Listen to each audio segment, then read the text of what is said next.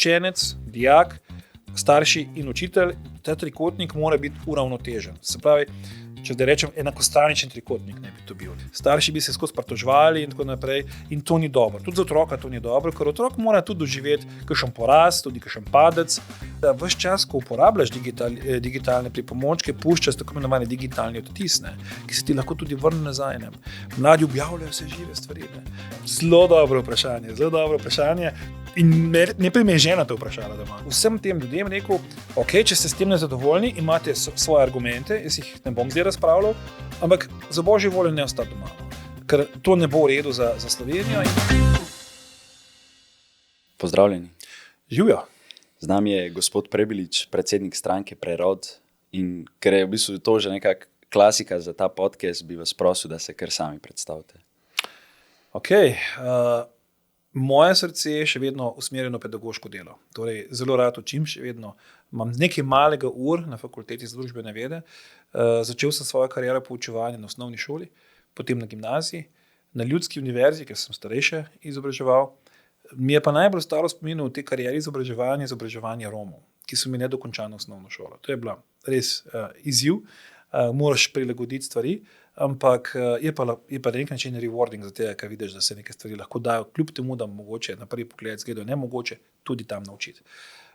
Sicer pa bi rekel tako, politik šele v drugi ali tretji fazi, me je pa politika pravzaprav zanimala ne skozi lastno politično kariero, ampak skozi kaj lahko narediš, ker politika je upravljanje z družbo, državo, kaj lahko narediš, če se tega lotiš zares. In to je bil moj vzgib, da sem vstopil potem 2010 v lokalno politiko in takrat nekako bil izvoljen za župana, to ponavljal potem 4-krat, očitno uspešno, očitno sem nekaj prav delal, ne vem. No, potem pa, ko sem četrtič, je bil pa že tudi meni nekak cilj, da se prekine to, ker demokracija počiva na tem, da vedno pridejo lahko novi ljudje, ne pa da eni in isti potem ostajajo preveč dolgo časa. Veste, nekako se pol človek kar malo leni in je prav, da na neki točki potegneš črto. In takrat je bil za mene izziv evropska politika, tako da sem potem kandidiral skupaj s stranko Vesna za evropskega poslanca, bil izvoljen in trenutno upravljam to službo. Ampak še enkrat, zelo, zelo rad sem pedagog in izhajam iz take družine. Moja mama je bila učiteljica, moja sestra je učiteljica, moja žena je učiteljica, pa vsi naši družinski in širši člani so učitelji. To je poseben poklic. No. Dejansko ni nagrajen, ko bi si predstavljal, ampak ni nagrada v finančnem smislu vse. Zelo veliko je to, da delaš z mladimi, da nekako poskušaš jim dati tisto, kar je najpomembnejše, to pa je znanje. In kaj vas je v mladosti v bistvu inspiriralo, da se podate v pedagogiko? Zdaj, ena stvar je bila izjemna ljubitelj do zgodovine. Jaz sem zgodovina v tistem pravem pomenu besede, še danes veliko berem in študiram zgodovinskih stvari. Takrat, ko sem prišel, takrat je bil še 8-letka, to že pove, da sem reče zelo star. Ko je bila to 8-letka, je bila v 6. razredu je prišla zgodovina in takrat je prišla ura na vrsto o antični zgodovini, o Grkih, o Rimu in tako naprej. In zelo me je to potegnilo, moram reči. Predvsem ta vojaški del. Zakaj? Zaradi tega, ker je v tistem času nek vrednostni sistem dobro deloval. Čast, recimo. Če imamo mlade, mogoče se bodo spomnili, ko so recimo brali Iliado, Odisejo in tako naprej. Kako pomembna je bila čast. Ljudje so umrli za čast. To, ki mi je bilo pomembno. Danes se z tega pa norca delamo. Ampak tu so bile ene obdobja, ki so bila meni res blizu na nekak način in so me potegnila in pa sem ves čas to imel pred seboj, da bom študiral kasneje zgodovino in geografijo. Oboje sem študiral tle na filozofski fakulteti in dejansko tudi danes s tem poučujem. Torej, en razlog je bil zanimiv za to znanost, druga stvar pa delo z ljudmi. To sem vedno rad počel in oboje je bilo potem nekako zlivano skupaj v ta pedagoški del. Zdaj, politika sicer ni toliko pedagoški del, ker v politiki gre še za kaj drugega, ampak še vedno pa ostaja tam komponenta prisotna. Delati z ljudmi. Delati z ljudmi in če se da, jaz sem tega velik zagovornik, vedno delati spoštljivo z ljudmi. Tudi če se ne razumemo, drugače stvari vidimo, je vsaj v moje osebno razmišljanje vedno spoštuj človeka, lahko da imamo drugačno mnenje, izmenjujemo si ta mnenja na spoštljiv način. A primanjkuje kultura dialoga v slovenski politiki? Zelo. Zelo. Brutalno jo primanjkuje. Jaz osebno sem pravzaprav presenečen vedno znova. Si rečem, zdaj pa smo na eni meji, ko pa ne moreš več dol. Pa bom rekel cinično hitro, nekdo poprime za krampa lopato, pa premakne še eno nižje. Zelo slabo se nam gre. Na tem področju nam gre slabo. Vsi veste, to tudi zaznavajo ljudje. Ne? In zaradi tega se tudi ljudje tako obračajo od politike. Ker reče, od tega se pa jaz ne grem. Ne? In jaz jih razumem v tem delu, da bom pa malo žlehne. Včasih se mi zdi, da politika pravzaprav želi odvrniti ljudi od politike, da oni lahko delajo po svoje. Ne? In to je nevarna pot, ker demokracija že od pa se spet vrnem nazaj v antično Grčijo, od samega začetka počiva na eni pomembni stvari in to je, da so ljudje aktivni, da so ljudje zahtevni, da politikom postavljajo zahtevna vprašanja. Pri nas pa se zdi, da pravzaprav politika gre v nek svojo smer, da ne rečem, da živi v svojem svetu, sprejema neke odločitve in seveda potem se čudi, da teh odločitev mogoče pa nekdo v državi ne sprejme. Ne? Ampak to čudenje je brez veze. Prava politika bi se posvetovala s ljudmi in povedala svoje stališče, ga poskušala tudi utemeljiti z nekimi argumenti in potem vse to odpade. Ne? Ampak se mi zdi, da v zadnjem obdobju imamo pričo ene politike, ki skozi išče konflikt. Recimo, konflikt med javnim, zasebnim, med gospodarstvom in državo, med mladimi, med starimi. To je politika, ki je destruktivna. Ne rabimo tega. Mislim, da Slovenija je tako majhna država, da se lahko med seboj ne pogovarjamo, ali se moramo med seboj ne pogovarjati. In pozabljamo, veste, da samo skupaj res lahko nekaj dosežemo. No? Če smo pa razdeljeni, nam pa stvari ne bodo še najboljše. In žal se mi zdi, da nam danes ne gre najboljše. No? In kako to, da ste se odločili iz nekega tega EU-udobnega posla v to brutalno slovensko politiko? Zelo dobro vprašanje. In najprej me je žena to vprašala doma. Rekla, čak smo, a to res rabiš v življenju? Mislim, da pogovor se sam s sabo. V bistvu sem se odločil in se strinjam, to je zdaj cona obdobja velika, no, poštejem povem. Lepo si navarno, spravljam nekam, si delaš, absolutno. Ne nazadnje, če sem malo žleh, tudi ni slabo plačano to delo. Imaš pa mir, ne? Imaš neko spoštovanje in zdaj iz tega ven nazaj domov. Vzgib je bil zelo preprost.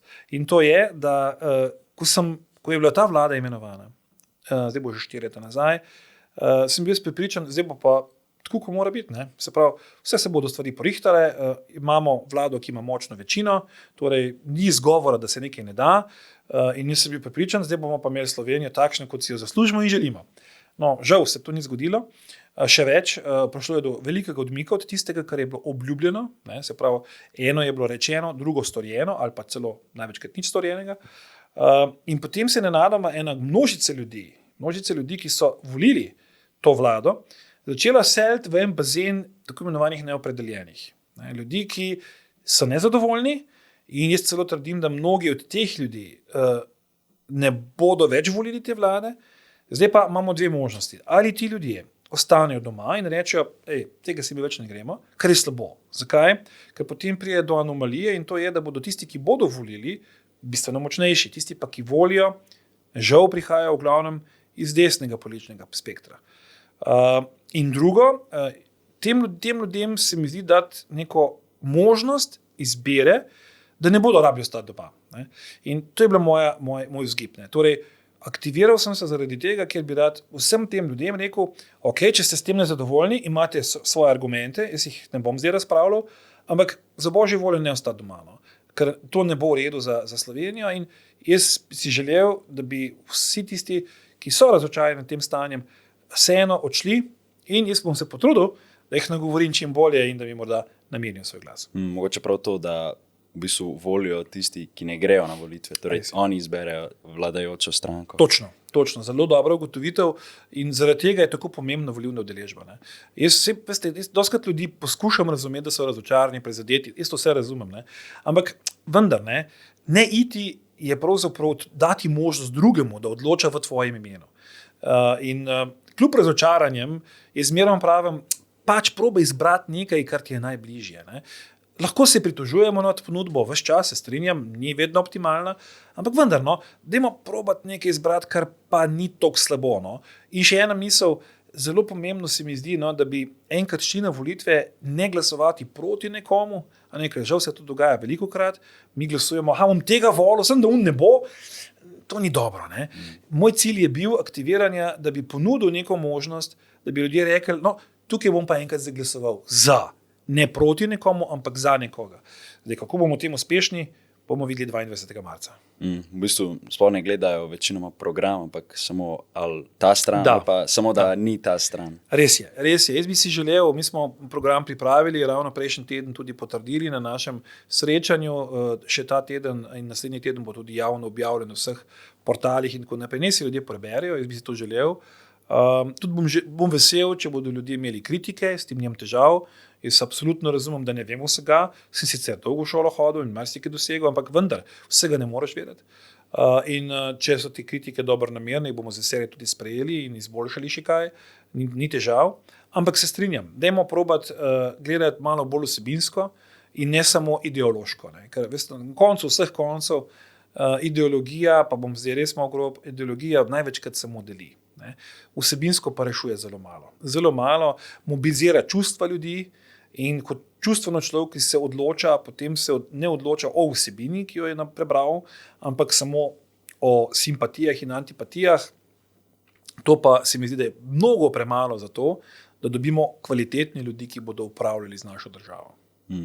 Pa če se vrnemo nekako na vsebino, kot pedagog, kaj menite, da primanjkuje v šolskem sistemu? Ja, v šolskem sistemu, po mojem, tako strnem tudi 3 stvari. Ena, zelo pomembna je, da učitelj je postal pravzaprav administrator. In to je narobe. Jaz mislim, da učitelj in šola smo jo včasih imenovali vzgojno-izobraževalna institucija. Danes se mi zdi, da je pravzaprav šolski prostor postal tekma, koliko dobrih ocen bo nekdo imel. Pravzaprav se več ne pogovarjamo o tem, kakšnega človeka bomo zgradili v tem času, ampak samo, da bo dobra ocena za vsako ceno in reproduktivno znanje. Torej, ne razmišljajoče znanje, ampak samo naučite se to, potem poklukamo, 5 sedi, super. Ne? Bo zdaj ta človek to še vedel do jutra ali ne, več nobenega ne briga. Tukaj mislim, da pač učiteljem bo treba vrniti neko integriteto, neko avtonomijo, neko avtoriteto, da bodo lahko upravljali svoj poklic. Jaz mislim, da tukaj je prostora izboljšava veliko. Druga stvar, kjer se vidi, da vsaj za moj okus so stvari niso optimalne, je razmerje starši šola. Jaz menim temu rečem, to je trikotnik. Ne? Se pravi, učenec, dijak, starši in učitelj, ta trikotnik mora biti uravnotežen. Se pravi, če da rečem, enakostraničen trikotnik ne bi to bil. Ne? Se pravi, da noben ne vleče preveč ven. Ne? Danes se mi zdi, da je ta trikotnik tako narejen, da pravzaprav starši in dijaki nekako gledajo na učitelja skoraj kot na sovražnika. Ne?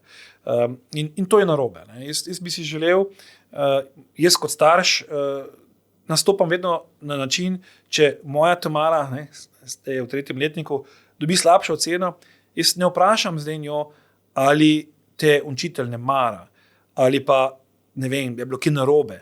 Ampak jo vprašam, dajva se pogovoriti, ali si se ti dobro pripravila, si ti prebrala vso snov, a ti je kaj umanjkalo, si bila preveč površna. Ne? Jaz na ta način začnem. Zakaj? Zaradi tega, ker jaz mislim, da mora človek pri sebi začenjati, ne? Ker na ta način se bo lahko samo izboljšal. Ne? Zdaj pa se mi zdi, da dostikrat pridemo v situacijo, ne, da starši bi se skozi pritoževali in tako naprej, in to ni dobro. Tudi za otroka to ni dobro, ker otrok mora tudi doživeti kakšen poraz, tudi kakšen padec, tudi včasih malo biti žalosten, ker iz tega raste in on se bo na ta način samo izboljšal. In starši moramo ostati starši, ne biti prijatelji svojim otrokom. Otroci morajo najti prijatelje v svojem prostoru in času. Naša naloga je, da jim pomagamo takrat, ko je hudo, da jih podpremo, ko jim je hudo, da jih pa zavijemo v vato, pa ni dobro. No? In jaz mislim, da smo tle malo zgubili ta stik in da bi to treba počasi malo pomikati nazaj. Tretja stvar, ki pa je vsebinska, je pa kurikularna osnova, je pa vsebina, kaj predavamo in katere predmete imamo.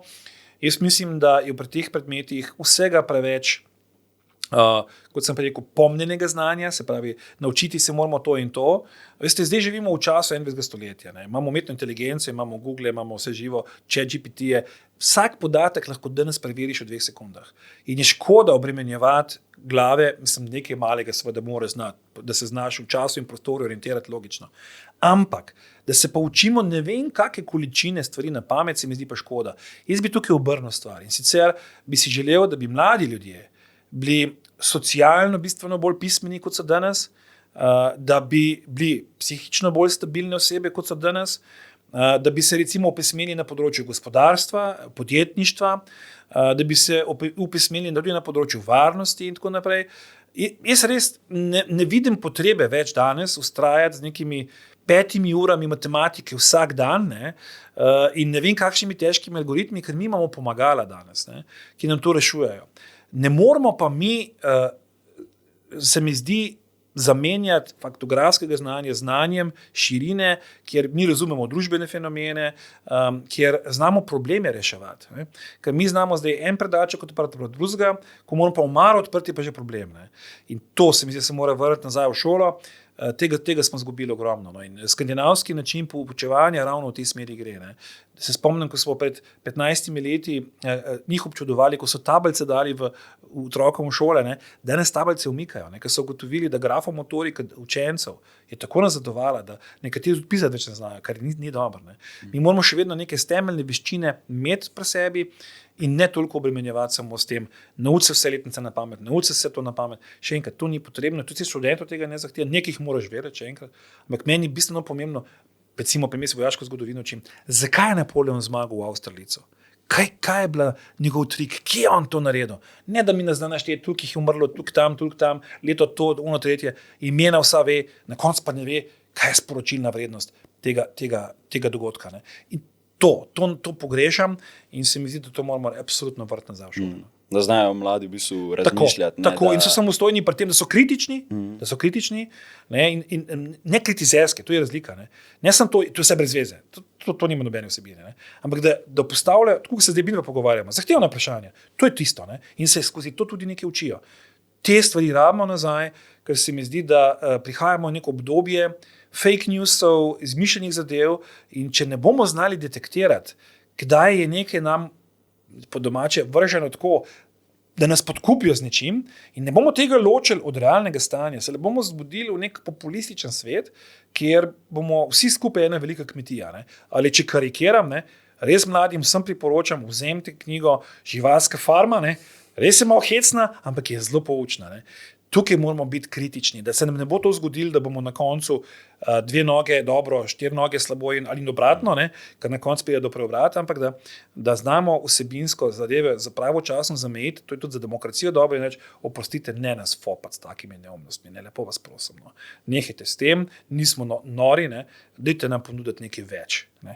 Ta pristop mora biti prisoten in samo na ta način bomo tudi zavarovali svoje družbe in države, drugače se ne bojo dogajali Trumpi po celem planetu. No.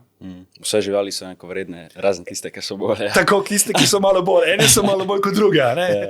To so nevarne stvari. Ne? In tudi v Sloveniji, ne? Zdaj bomo malo cinični, ne? Vsaka podobnost je zgolj naključna, ne? Ampak tudi v Sloveniji imamo politike, ne? Ki rečejo, vsi smo enakopravni pred zakonom, samo eni smo malo več, pa drugi ste pa malo manj. Ne? To so zelo napačna sporočila, ker potem se razdre se to tkivo, ki nas pravzaprav kot družbo povezuje. Ne? In čim gremo mi v logiko, eni so več, drugi manj, se to slabo konča. To se je vedno v zgodovini slabo končalo.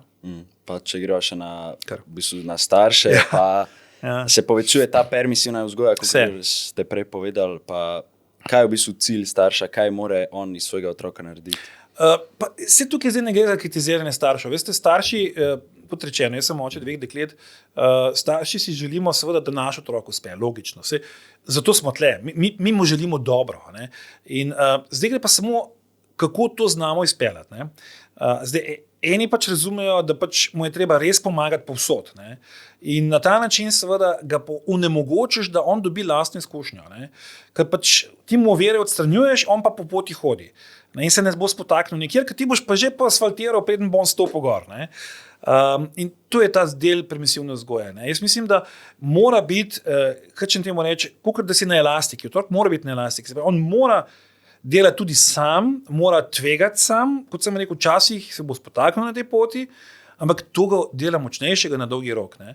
Se mi pa zdi, da ta logika, ki sem jo včasih tudi slišal, ali pa nekateri tudi razlagajo, da smo si mi prijatelji in enaki, nismo. Ne? Mi smo 2 generaciji, zato smo starši in otroci. Ne? In seveda, kot 2 generaciji je naša naloga, da otrok v svojem generacijskem okolju najde svoje prijatelje in tako naprej. In to prijateljevanje mislim, za moj okus pač ne sodi. No. Jaz mislim, da starši vedno starši, to ne pomeni, da si ti zdaj grob z nekom, da ti se nočeš pogovarjati z nekom, daleč od tega. Jaz sem zelo vesel, ko se mi tudi kakšne stvari pogovarjam, ki so težke, zahtevne, tudi kadar jih tišči, ki se vedno zaupajo, ampak seveda jaz jim povem, ne, jaz vam lahko do tukaj grem, ne. Pa morate tudi ve korak iz tega ven narediti. Ne moramo zdaj steči v šolo, pa vse pokregati, ne, da boste vsi super. Pa, to ni moja naloga. Ne. Otrok si mora to znati tudi malo sami izboriti. Ne. Seveda, takrat, ko so hude stvari, ko so stvari, ki žal se tudi to dogaja, ne. Recimo Bobby Games, tako naprej, ko ne more otrok sam tega rešiti, ker zato pa ima starša, ne, je moja naloga kot starša, da se vključiš v reševanje teh problemov in pač jih izpeljemo tako, ko se zagrene. Ampak še enkrat, mora biti ta bom rekel, avtonomija in pa pridemo do enega paradoksalnega vprašanja. Zadnjič sem imel, jaz prihajam iz obramboslovja, ne, in pa rečejo včasih, mame doskrat to rečejo, bi bilo dobro, da bi imeli vojsko, ne, se bo vsaj posle naučil poslati. Ne. Meni skoraj kap zadane, se njega prostite, čakajte malo, no. To ni naloga slovenske vojske, da njega nauči posla poslati. Ne. To je naloga staršev. Ne.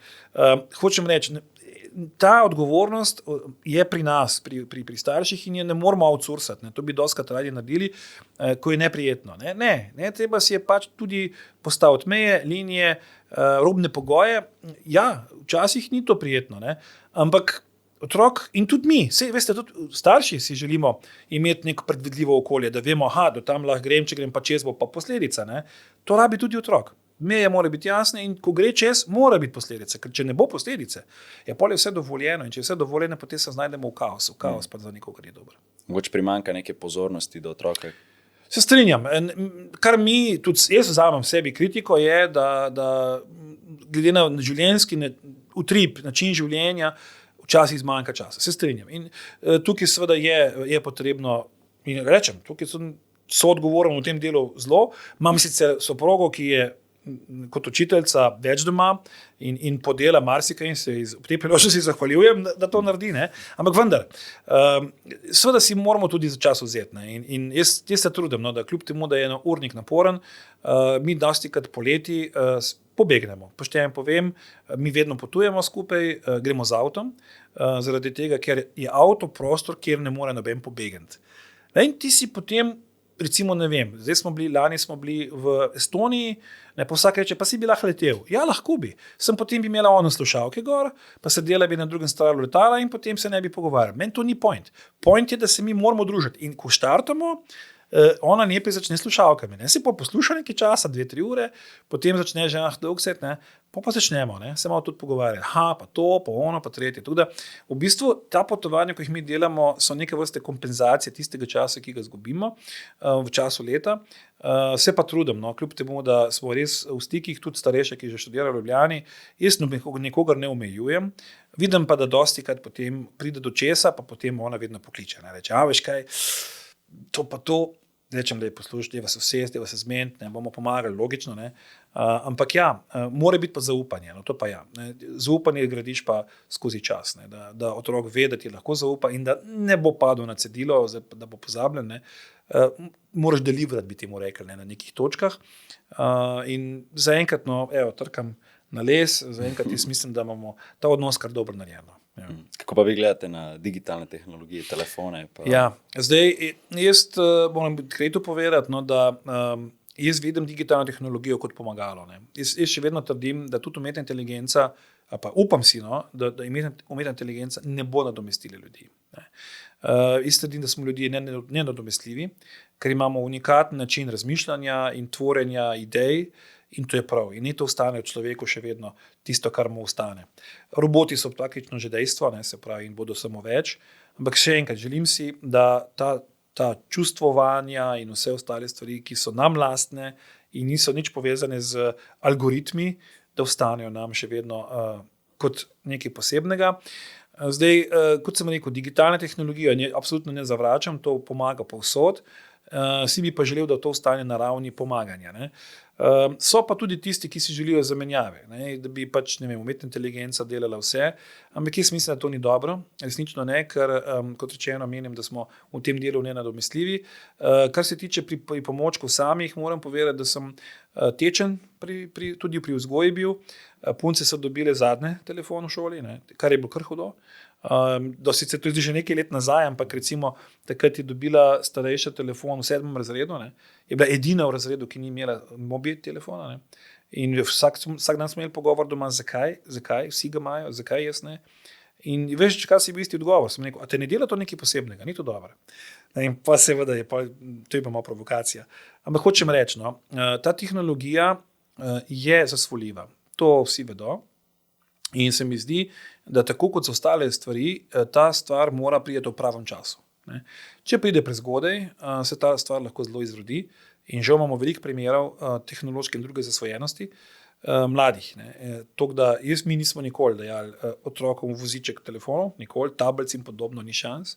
In tudi danes težim. Ta mala je zelo naklonjena uporabi gadgetov, starejša malo manj.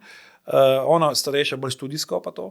Ta mala pa igra, tudi igrice in tako naprej. Genshin igra non-stop. Genshin Impact, to je nekaj iz animeja. In jaz moram rečem, dej se omeji. Mava to razpravo vedno znova, ker potem jaz rečem, da delaj 45 minut pauza. Ne? Pa kljub temu, da so se 100krat zmenila, ne mine dan, ko jaz rečem, 45 minut je minilo. Ne? Res. Ampak še enkrat, vidim, kako njo to potegne, ne? Ampak vsi mava te razprave, no? Kje je meja in je treba kar ustrajati. No? Čeprav je že stara 18 bo oktobra, mava te razprave še vedno. In ne želim, res mislim, da to moramo vsi razumeti, ne želim, da se človek potem popolnoma zlije s to tehnologijo. Jaz si bi želel, da mladim to kot pomagalo, ampak dajmo živeti predvsem realno, ne virtualnega življenja. Starši vse prej v bistvu dajo te telefone. Veste zakaj? Zaradi tega, ker je to lažje. Lažje je pač, tle imaš pa glej. Veste, mi smo recimo zelo veliko brali. Jaz se spomnim, ko je bila moja Tamara stara, ta prva stara, 3 leta in ona je imela v en velik zemljevid sem ji kupil sveta in z njo sva šla se vedno igrico Pokaži kontinente. Pam. In pol, ko je že kontinente osvojila, so se lotila potem posameznih gorovji. In pol je ona to iskala. Ampak jaz sem si mogel za to čas vzeti. Ampak sem si ga. Takrat je bilo še malo lažje, ker nisem imel še toliko teh političnih zadev. Ampak ona srka in vsak otrok srka. Sam za to rabiš čas. In se mi zdi, da tukaj si moramo res starši, zlasti v tem začetnem delu, ker takrat se oblikuje tudi osebnost, znanja, način razmišljanja in vse te karakter osebe se oblikuje v tem času, si splača ta čas vzeti. In kot rečeno, mi smo vedno spomovirali branje, sami si beremo zelo veliko, jaz že po naravi moram skozi brati, pač če hočeš predavati geopolitiko in ne brati, pa si zaprl naslednji dan inštitucijo. In ti vzorci se prenašajo. Tako da jaz spodbujam starše, da takrat, ko imajo čas in ko imajo priložnost, da te izkoristiti, ne reči, telefon pa nažigaj, pa potem ti delaš nekaj drugega. Ni enostavno, cona obdobja vabi, ampak je treba iz nje dosti kratiti. Recimo jaz, ko je bila stara 3 leta, mislim, da sem se pogovarjal o Špartancih. On je vedela vse v antični Grčiji. In prišel v šolo, sem vrtec, v njih sem ne pogledal, kva pa se vidi pogovarjate doma. In ona razlaga o Leonidasu, o Termopilah in tako naprej. Ampak to je to, pogovor. Vse ne gre za znanje, ampak gre za ta interakcijo. In jaz mislim, da je prav, da si večkrat vzamemo čas. Pa tudi te mentalne stiske se povečujejo pri mladih. Absolutno. Tukaj pa je pogovor pomemben. In težko je. Težko je tudi mladim spregovoriti, vsakemu težko. Veste, ne gre to samo tudi za nas, starejše. Takrat si ranljiv in težko se odpreti, ker nikoli ne veš, kako bo to kdo razumel in kako bo to B uporabil. In zaradi tega je to zaupanje tako pomembno. Tako da stiske, mislim, da so kombinacija tega vsega. Se pravi tega, da pač so pritiski veliki na mlade, pričakovanja so velika, na drugi strani tempo je visok, konkurenčnost je izjemna.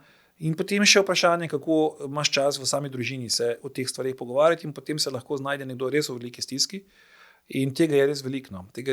In jaz mislim, da bo eden izmed tem, ki jo moramo odpreti v naslednjem mandatnem obdobju, je, kako zagotoviti več prave pomoči mladim tudi v šoli, ne? Ker danes je tega bistveno premalo. To se je pokazalo tudi v času COVID-a zelo, no?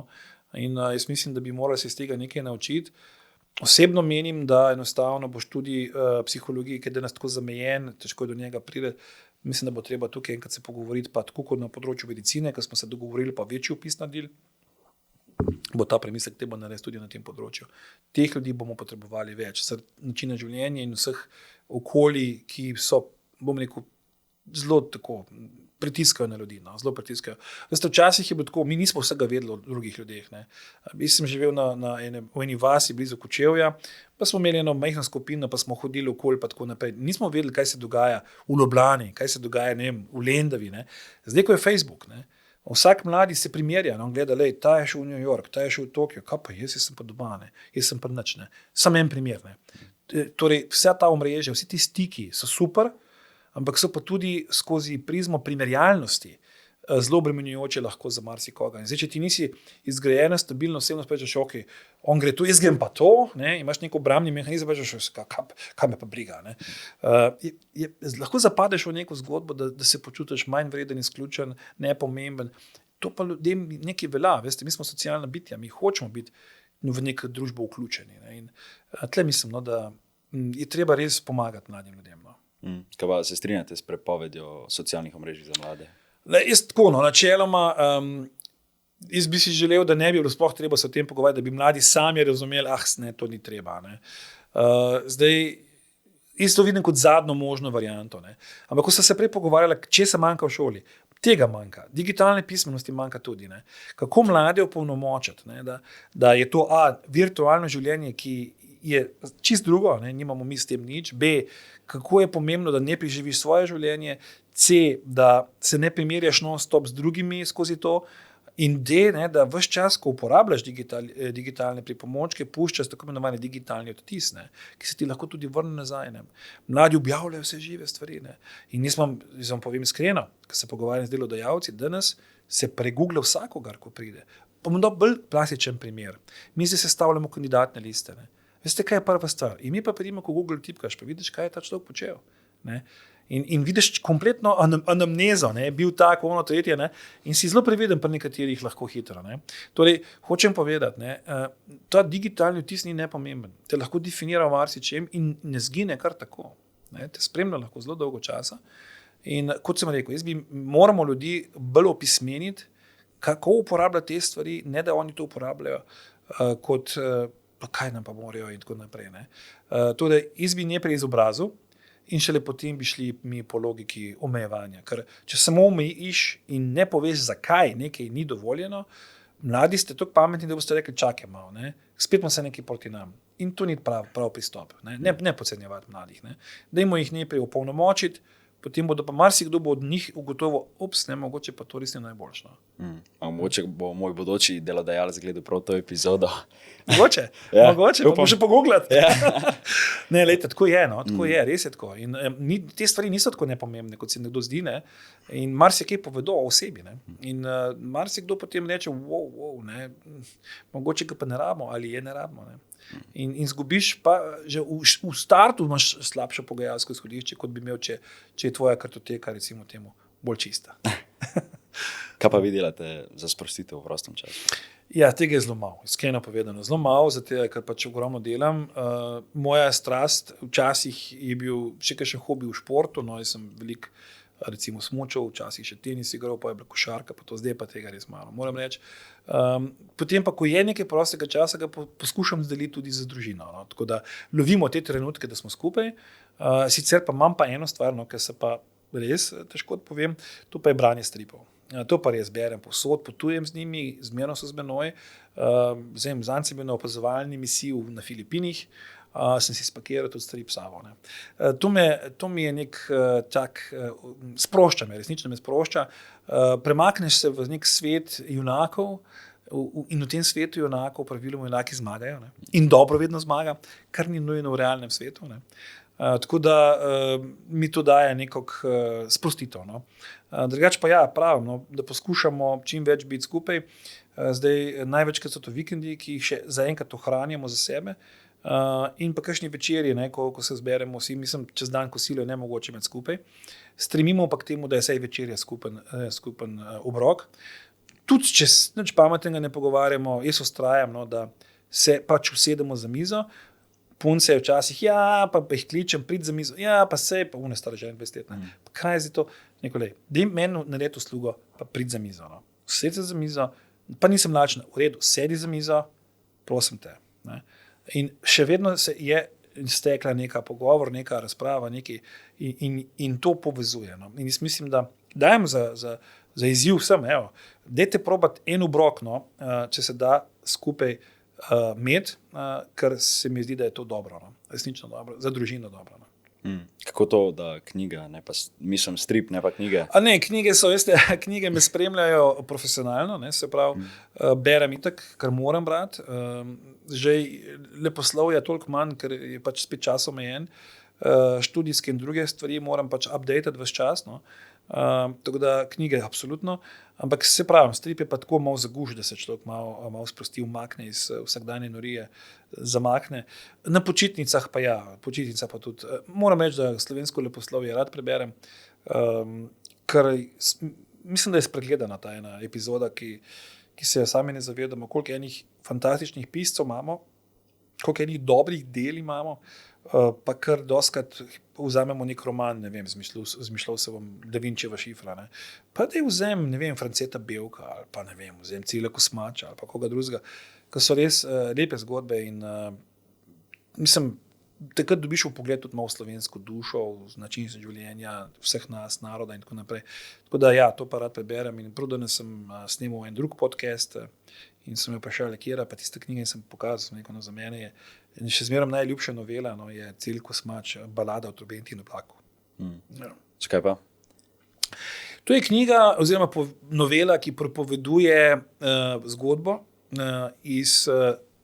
mešata se dva svetova. Eden je predstavlja pisatelja, ki pripravlja in piše ta roman oziroma novelo, in on pride v neko vas, kjer se hoče umakniti, da bo napisal do konca svoje delo, in živi pri enem kmetu na kmetiji in piše eno zgodbo, ki se je po njegovem zgodila fiktivno, in sicer o enem kmetu, ki je živel v času druge svetovne vojne, in to je bil kmet Temnikar in je bil tak klen, star Slovenc, tisti zagrižen, gorjan, tako, in potem se ni brigal za vojno in ideologijo in tako naprej, ampak vojna tudi njega zajame, ta vihar ga zajame in tako pride do tega, da se mora opredeliti, se seveda opredeli proti okupatorju.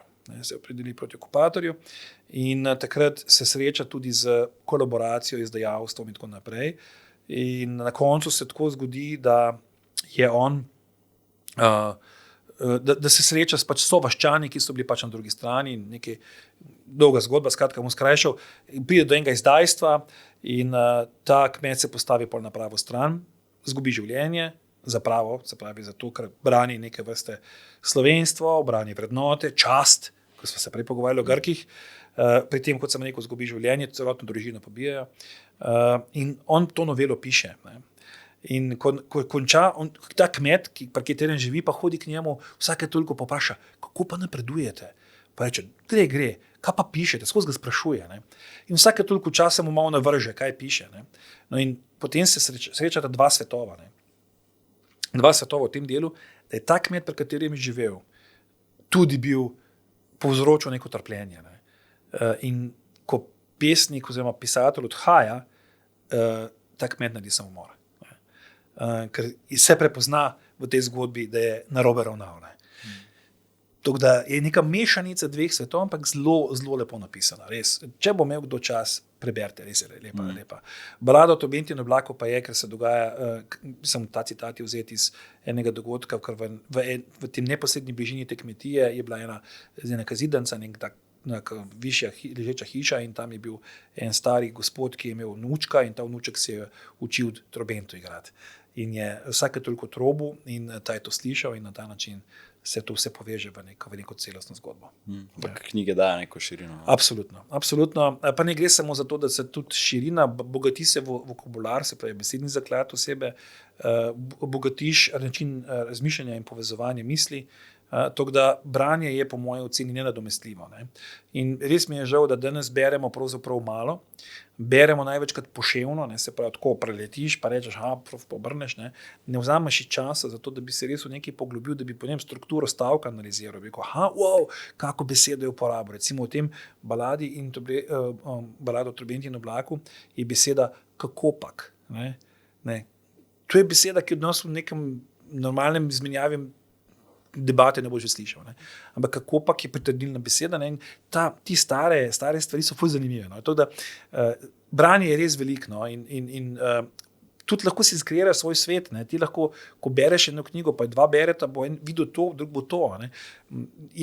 Film ti da neko sliko, ki je več ali manj za vse enaka. Ne? Pač pogledaš sliko, vsi vidimo, ne vem, ladjo, tovornjak in tako naprej.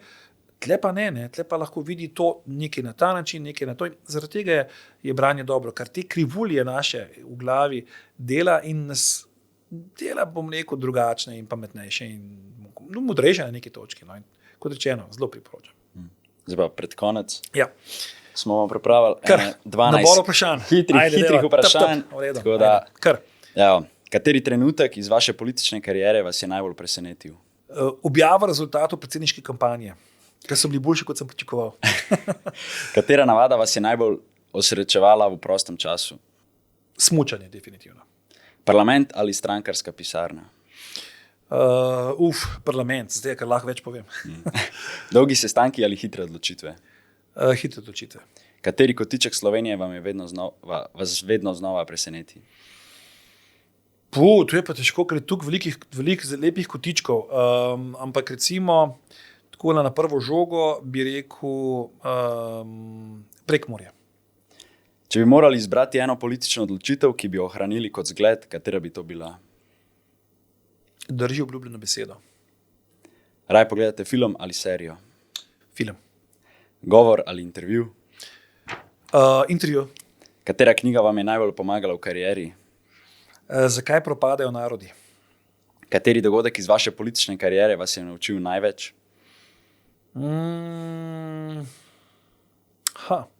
Izvolitev za župana. Kaj pa vaš najljubši film? Najljubši? Zadnji dobri možje.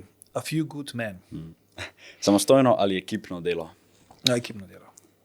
Pa še za konec, če imate kakšen nasvet za mlade ali pa za vse. Bodite aktivni, bodite razmišljajoči, bodite kritični, preverjajte stvari, bodite del naše družbe v polnem pomenu besede. Ne prepuščati stvari drugim, ni nobene potrebe za to. Bodite tudi izzivalni, trmasti, ker to nas drži kot Slovence in Slovenke ves čas po konci, ker mi smo majhen narod in tudi trma mora biti, da previhariš vse viharje. Bodite vztrajni in predvsem na koncu vseh koncev, ne glede na to, kako različni smo si, ne glede na to, kako drugače vidimo stvari, bodimo spoštljivi med seboj. Hvala, res lepa misel za konec. Prosim. Hvala še enkrat, da ste se nam pridružili. Z veseljem, hvala za povabilo. Pa lep pogovor. Hvala. Ja, hvala lepa.